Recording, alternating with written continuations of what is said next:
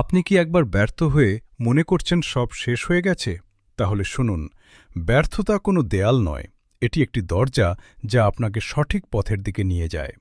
পৃথিবীর কোনো বড় সাফল্যই ব্যর্থতার তিক্ত স্বাদ ছাড়া আসেনি।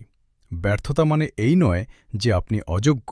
ব্যর্থতা মানে হল আপনার পদ্ধতিতে কোথাও ত্রুটি ছিল, যা এখন আপনি জানেন। জে.কে. রাউলিংয়ের হ্যারি পটার বই ১২ বার প্রত্যাখ্যাত হয়েছিল, কিন্তু তিনি থামেননি। যদি তিনি প্রথমবার ব্যর্থ হয়ে হাল ছেড়ে দিতেন, তবে আজ বিশ্বসেরা লেখিকা হতে পারতেন না।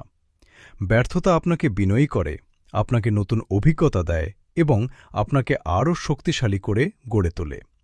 প্রতিটি হোঁচট আপনাকে শেখায় কিভাবে আরও সাবধানে দৌড়াতে হয়। সফল হতে হলে আপনাকে ব্যর্থ হওয়ার সাহস রাখতে হবে। আপনি কি আপনার ব্যর্থতাকে সাফল্যে রূপান্তর করতে চান? তবে আজই দৃঢ় প্রতিজ্ঞা করুন। কমেন্টে আপনার জীবনের একটি ব্যর্থতার গল্প শেয়ার করুন যা আপনাকে কিছু শিখিয়েছে। আমাদের সাথে থাকার জন্য ধন্যবাদ।